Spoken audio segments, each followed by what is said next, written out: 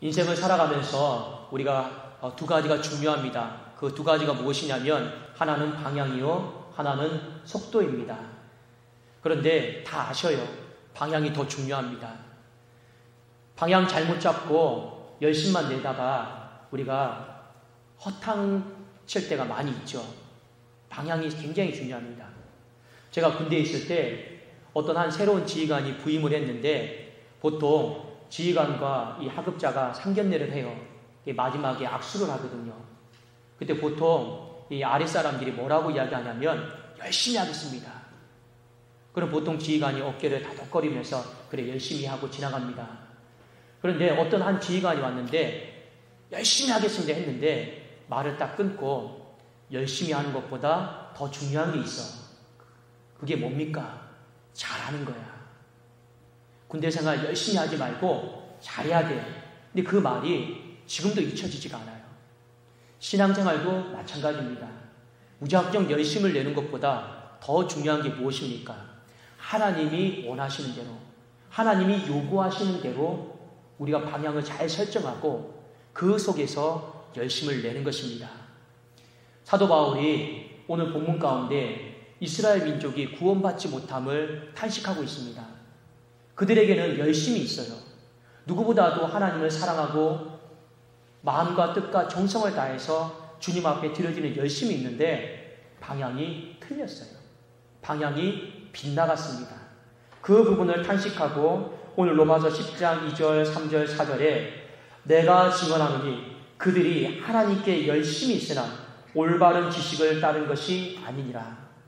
방향이 틀렸다라는 거예요. 열심만 있고 하나님의 의를 모르고 자기 의를 세우려고 힘써 하나님의 의에 복종하지 아니하였느니라. 그리스도는 모든 믿는 자에게 의를 이루기 위하여 율법의 마침이 되시니라. 우리의 인생의 방향은 그리스도예요.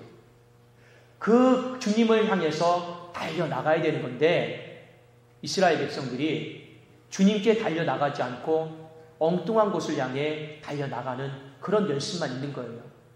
근데 결국에 마지막에 인생을 결산하다 보니까 구원받지를 못하는 것입니다.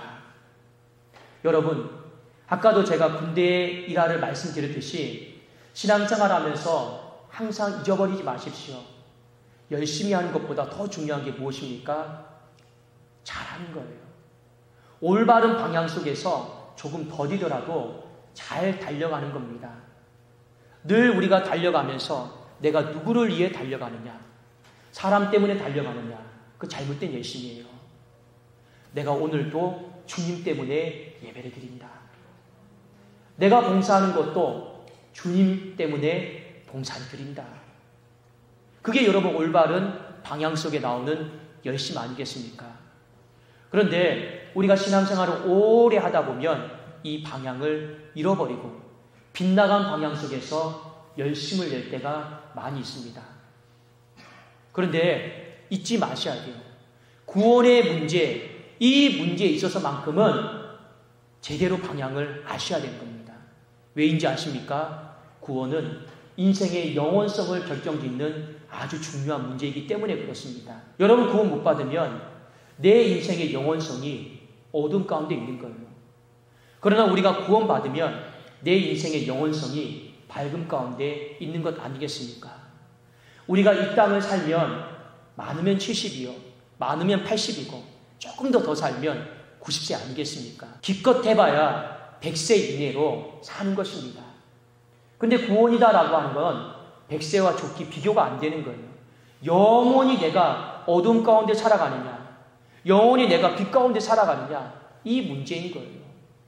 이 문제를 쉽게 다룰 수가 없습니다. 이 문제는 정말 죽고 사는 문제예요. 그래서 오늘 바울이 탄식하면서 이스라엘 백성들에게 다시 한번 우리가 구원을 받을 수 있는 올바른 방향성, 그것을 제시해주고 있습니다. 우리가 구원을 받는 방법은 무엇입니까? 믿음이에요.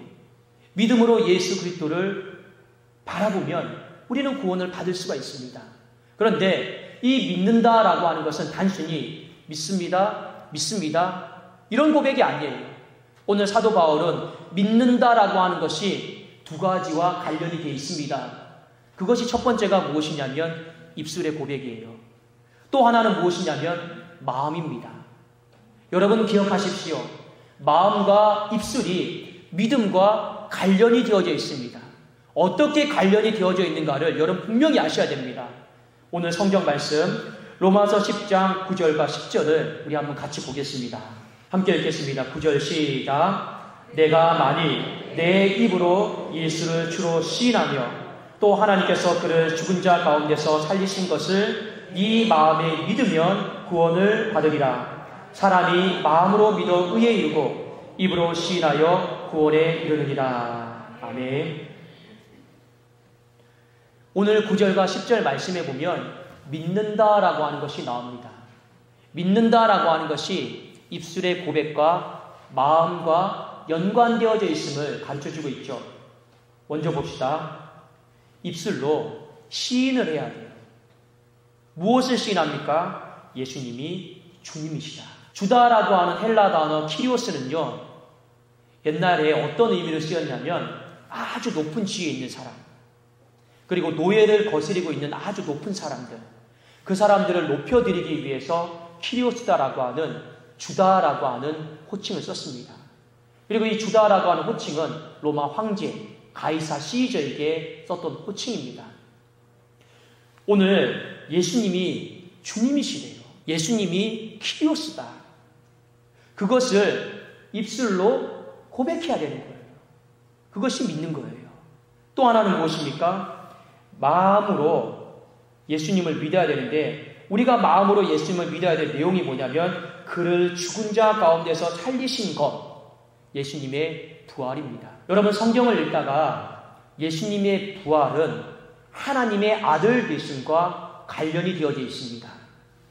성경 로마서 1장 4절에 보면 성결의 영으로는 죽은 자들 가운데서 부활하사 능력으로 하나님의 아들로 선포되셨으니 곧 우리 주 예수 그리스도시니라. 예수님이 부활하셨어요.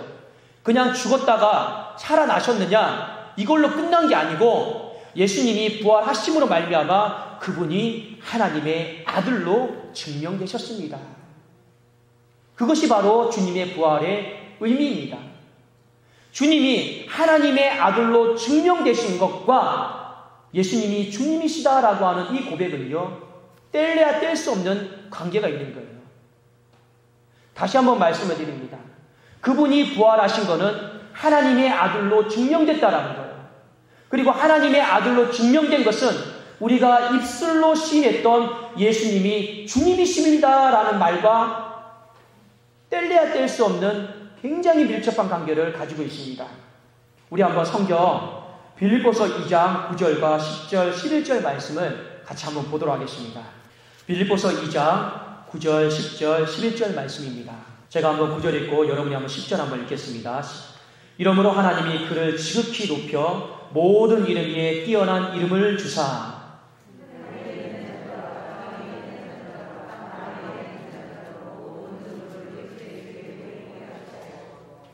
모든 입으로 예수 그리스도를 주라 시인하여 하나님 아버지께 영광을 돌리게 하셨느니라. 오늘 빌립보서 본문의 말씀에 보면 예수님이 부활하셔서 승천하신 거예요. 그리고 어떤 일이 벌어집니까? 모든 우주 만물들이 하나님의 아들 앞에 무릎을 꿇고 예수님은 주님이십니다. 만유의 주님이십니다.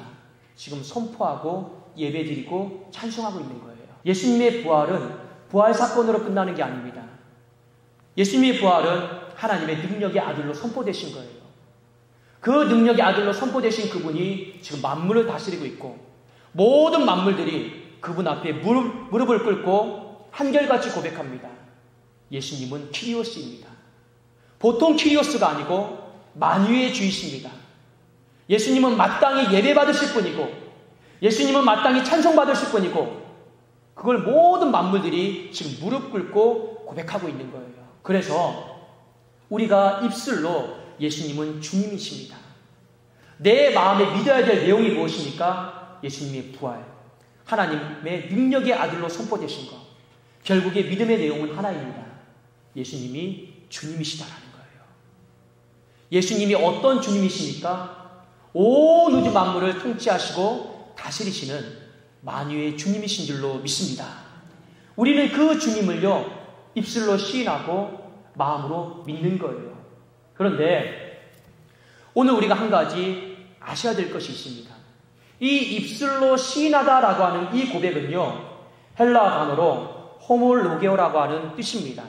어떤 뜻이냐면 많은 사람들 앞에서 공개적으로 시인하는 것을 이야기를 하는 겁니다.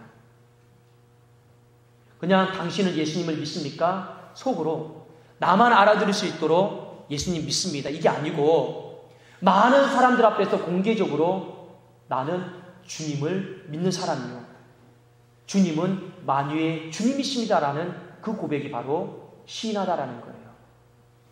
예수님이 제자들에게 마태복음 10장 32절에 누구든지 사람 앞에서 나를 시인하면 나도 하늘에 계신 내 아버지 앞에서 그를 시인할 것이요. 시인하다라고 하는 단어를 쓰셨습니다. 근데 조건이 있어요. 사람 앞에서예요. 누가복음 12장 8절에 보면 내가 또한 너희에게 말하느니 누구든지 사람 앞에서 나를 시인하면 인자도 하나님의 사자들 앞에서 그를 시인할 것이요. 9절에 보니까 사람 앞에서 나를 부인하는 자는 하나님의 사자들 앞에서 부인을 당하리라. 우리 성도님들, 믿는다라고 하는 것은요, 입술로 시인하는 거예요.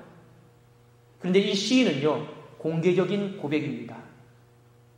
사람들 앞에서 내가 하나님을 믿는 자녀요, 사람들 앞에서 예수님은 만유의 주님이십니다. 인생의 모든 주권을 가지고 계신 분이십니다. 자랑스러워야 되는 거예요.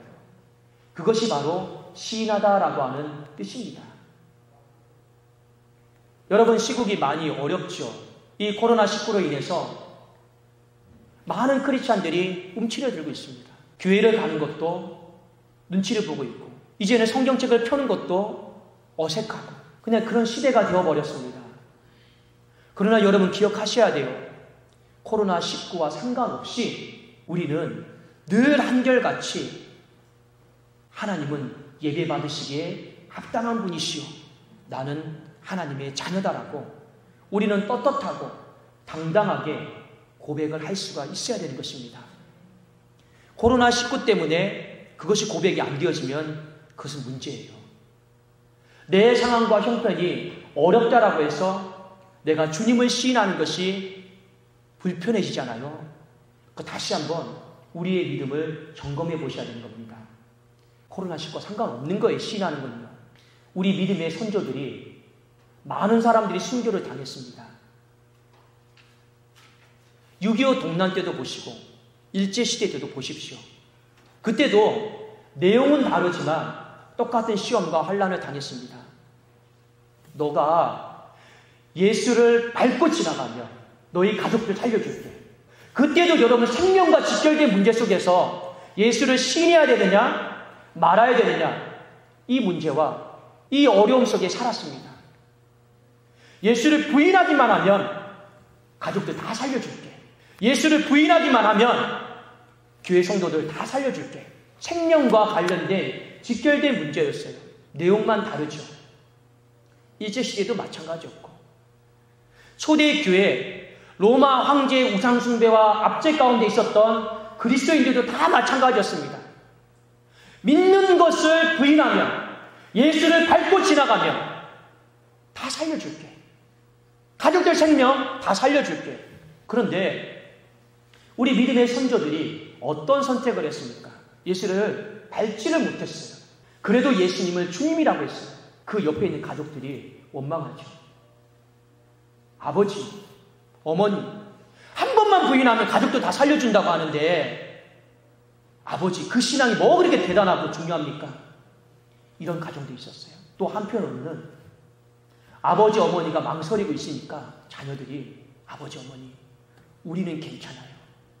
예수를 절대로 밟고 지나가시면 안 돼요. 주님을 주님이시라고 고백하셔야 돼요. 이런 가정도 있었습니다. 말세의 때가 되면 공개적으로 예수님을 시인하는 것이 어렵습니다.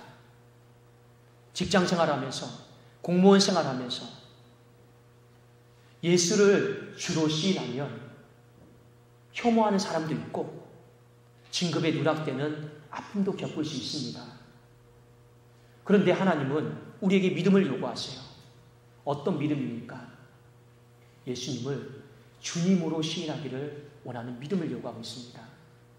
그것은 곧 예수님이 죽으시고 부활하심을 인정하는 것이고, 그것은 곧 예수님이 하나님의 아들이심을 인정하는 것이고, 그것은 곧 예수님이 지금 만유의 주가 되셔서 세상을 통치하고 다스리고 있음을 인정하는 것입니다. 이것이 우리 신앙의 믿음의 방향이에요. 여러분, 다른 것은 다 놓쳐버릴 수가 있어요. 그런데 주님을 놓쳐버리면 안 돼요. 주님을 놓쳐버리면 내 인생의 영원한 방향을 놓쳐버리는 거예요.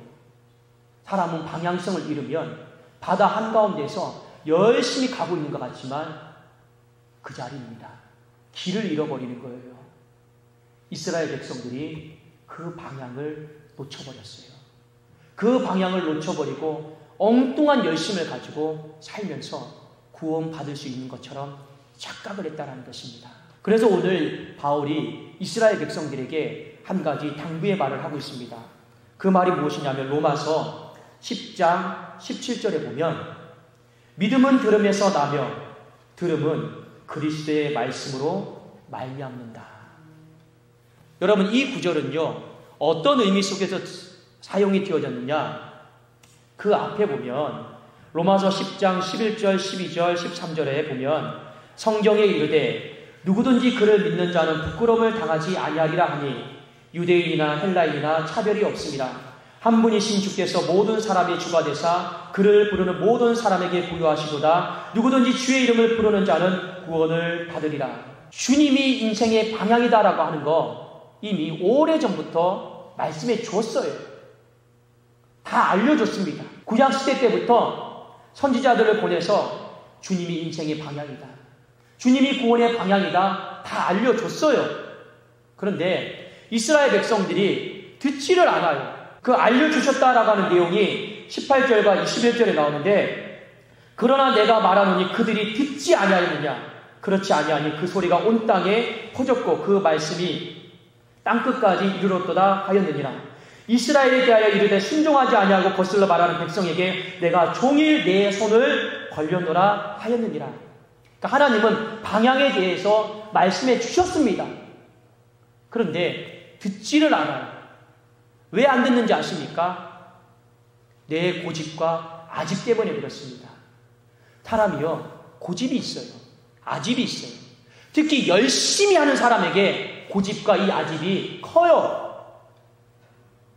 신앙생활 열심히 한다라고 하는 사람이 양보를 잘 못해요. 고집이 세요. 아집이 있어요. 이스라엘 백성들이 열심히 있잖아요. 나름대로 이만큼 열심을 다 달려갔습니다. 근데 하나님이 뭐라 말씀하십니까? 방향이 잘못됐다. 반대로 가야 된다.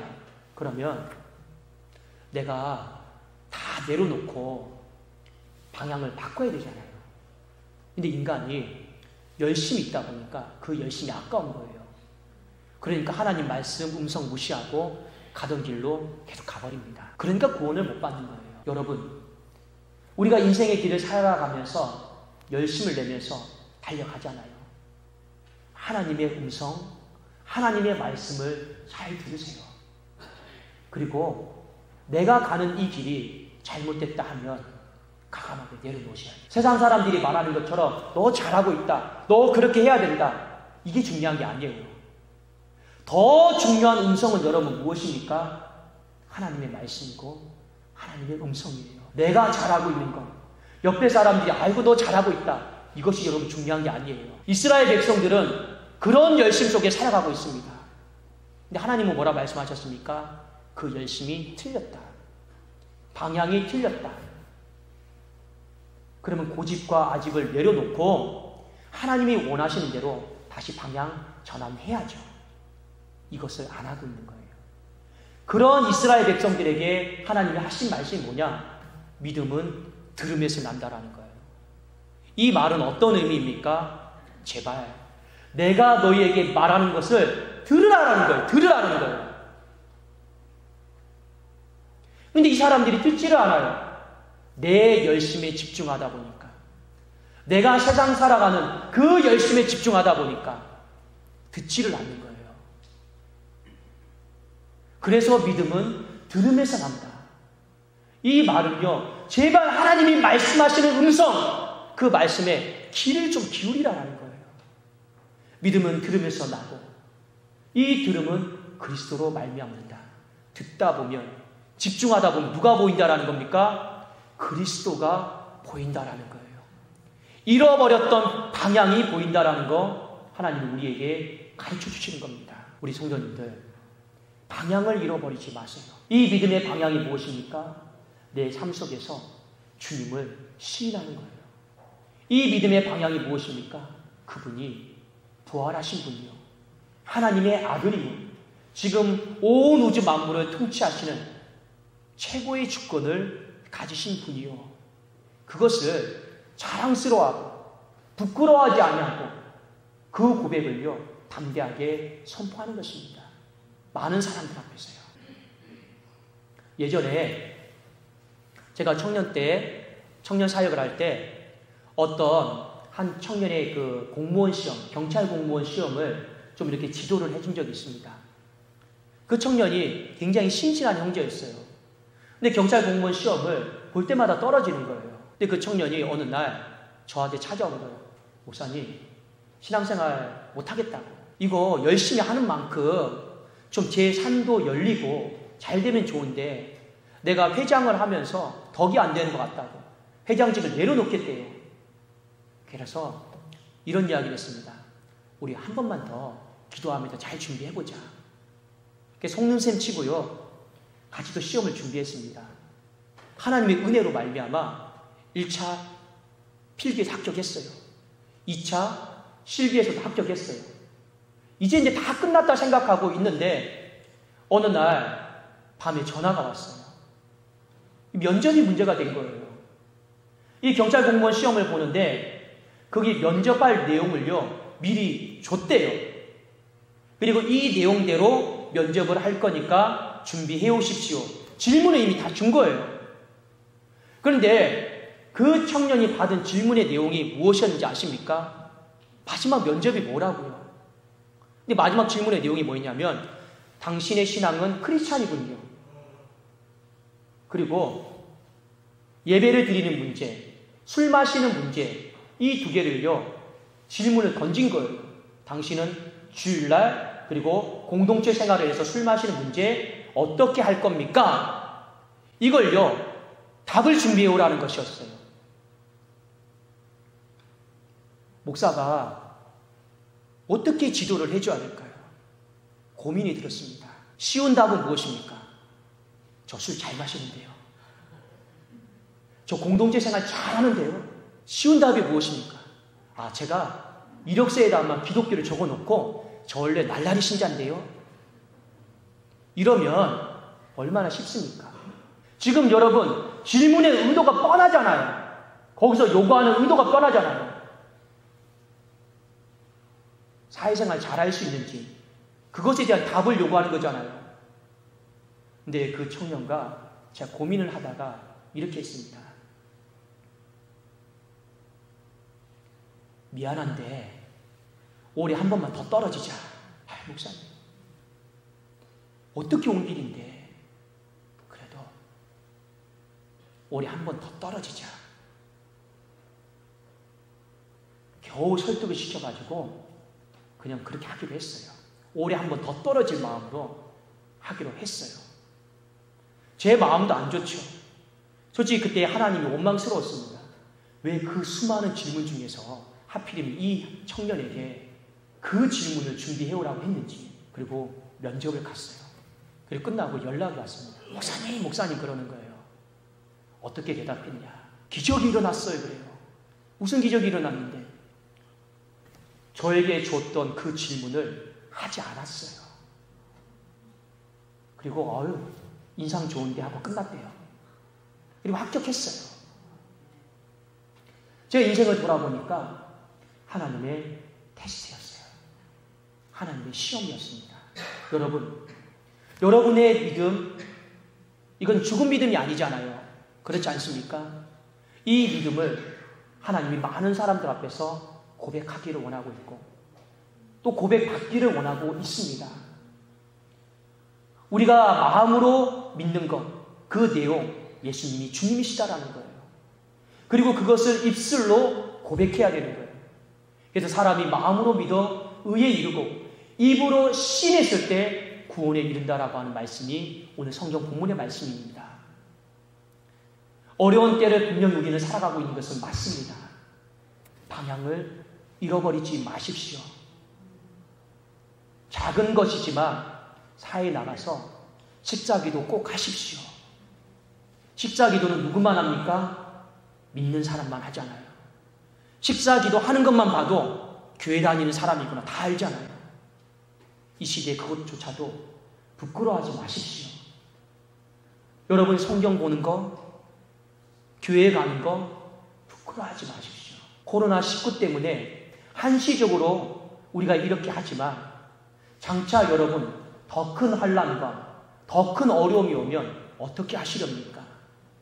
이미 우리 믿음의 선조들은 생명의 문제 이것을 놓고 예수님을 주로 신하느냐 안 하느냐 갈림길이 있었습니다.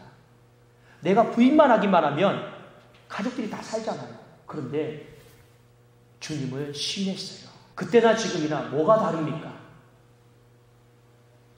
우리 감염시키지 않으려고 생명의 문제를 놓고 우리 이렇게 어려운 가운데 하고 있는 거잖아요.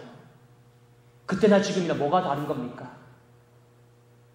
그러면 옛날에 믿음의 사람들이 주님을 주님으로 고백하기 위해서 가족이 죽었을 때 잘못된 겁니까? 아니잖아요.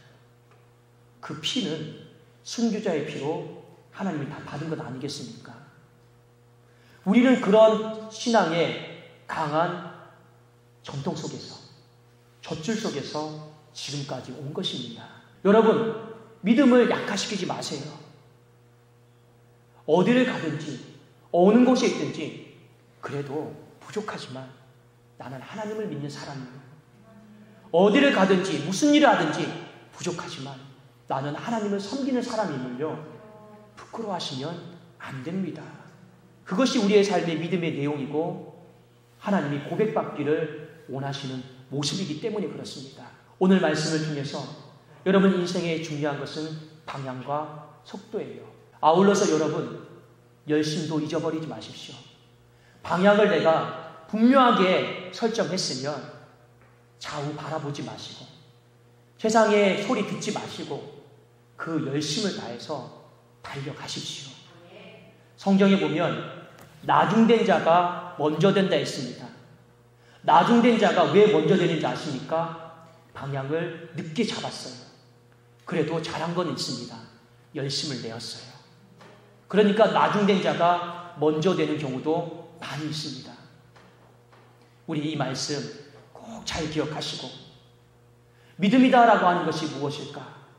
여러분 많이 혼란스럽잖아요. 도대체 이 믿음이다라고 하는 것이 무엇일까? 지금 많이 무너졌잖아요.